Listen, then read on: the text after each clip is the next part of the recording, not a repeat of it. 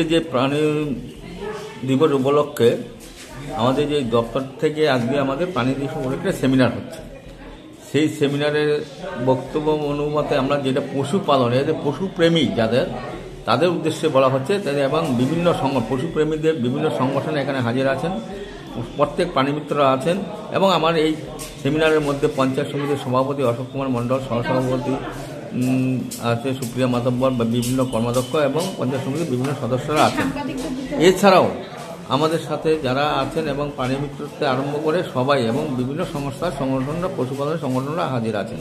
তাদেরও বক্তব্য এবং আমাদেরও একটা বক্তব্য, যাতে পশুপালনের দিকে নজর রেখে যাতে পশুপালনের অত্যাচারটা না করা হয়, সেইভাবে কোথাও যদি কোনো পশুর ক্ষতি হয় সেটা যেন এই সবাই মানুষকে, যেমন একটা অ্যাক্সিডেন্ট ঘটলে যেভাবে শুশ্রূষা করা হয়, পশুর ক্ষেত্রেও যেন সেইভাবে শুশ্রূষা করা হয়, সেই উদ্দেশ্যই সেই সময় সমস্ত দিকে সেই সচেতন করা হলো।